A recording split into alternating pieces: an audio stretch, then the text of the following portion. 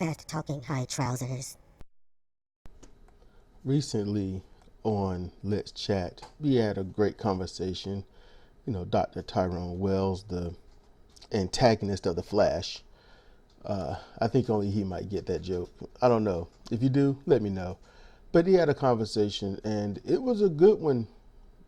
At one point, it got hard for me to listen because they started speaking a little too fast. There were moments of bursts of rapid back and forth where it seemed like they weren't completing the full sentence, but you definitely got a gist.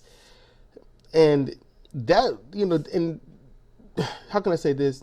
Because a lot of people, when they don't hear a lot of things, they want to blame somebody else. That's not saying all people. That's just saying some people, like legit some people, which is less than half. So just some. But in this case, it was me not being able to receive the words and process them at the pace they were speaking. So once one got a sentence out and I'm like, well, what was that? And I got to think, what he just say, and then process it. Then the other one comes out with another sentence and I mostly miss it. So then by the time I can kind of get a grasp on what one would say, then they're saying something else, and they're usually in the middle of it. That was the issue. And it's usually just conversational speak. So once you get used to someone, you can do that. So that's not a fault of Let's Chat. That's just me not processing what they were saying. Where I could have easily just rewound it, slowed it down in YouTube and listened further. At the same time, I wanted to get to other things. And I was enjoying the chat, and I got the gist of the chat. So sometimes I want to explain kind of what can happen with people and what you can look for, because I think it's important. So some people, when they, like Rocky, I'm not dumb, I got what they call a relaxed brain. That's kind of how it is, I guess. The best way to explain it. So it's not a bad thing if somebody's processing what you're saying slow. A lot of people say, I only want to say it once. I grew up in a family where you heard it once and that was it. Most kids, and sometimes young teens and young adults, but usually never an adult, usually, they end up talking fast. I don't know if you ever noticed it. And they won't speak at my pace or relatively the pace you may speak at. It's a little bit faster. They just want to get the words out real quick because, they just want to get this out and say it and say it and say it. They got this thing on their mind and they got to talk like that. Sometimes twice that speed. And usually it's because they just simply know that the person that's listening to them, they don't necessarily know it, but to them is knowledge that that person is a few words ahead of them. So I already know what you're going to say. How many times have you heard that? How many times have you said that? So they want to be relevant and they want to be valid in the conversation. So they're definitely going to speak a bit faster, just trying to match your pace. Some do it because they're just hyperactive like that. They just got to get it out and they're saying it fast. Some get bored with their own rhetoric. They get bored with what they know what they're going to say. They want to get it out, but the thing is they just want to get it over with. So they'll speak faster. It's just a thing.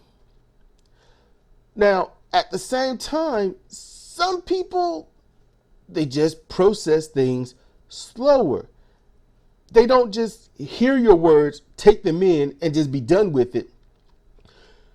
Those are ones for example, I guess I could appreciate them more because you'll say something and you'll see them pause and think about it.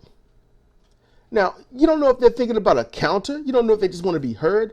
You know if they're trying to process it so they can formulate a counter, or process it just so they can understand what you're talking about, so that you might teach them something. You never know. So if you say something and it might be fast and you see someone kind of, give them time. And if it takes them about 15, let's say, not 15 seconds, that's a long time.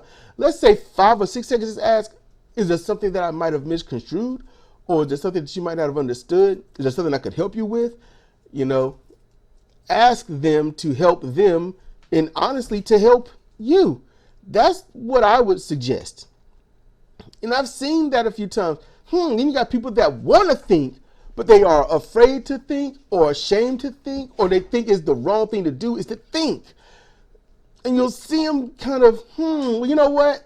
Now you already know they're gonna cut themselves off, and it's like I'm about to speak in a way that makes you think I understand what you're saying, and usually that's not the case. So you can say, well, you know, so now if you got to think about it more, you can think about it, or we can just talk about it a little bit. You know, reassure them that it's okay. You know, and some people, they are exceedingly quick with it. So you might have said something, and as soon as you got done saying it, they've already processed the whole thing. And or they've heard certain arguments so many times that they just go ahead and like, all right, I already know where this is going to go. Now, that's usually a safe assumption on their part, but it can tend to be the wrong assumption, and then they argue from something that you're not arguing because they think they know what you're talking about because of what others have spoke about, but it could be missing the mark altogether.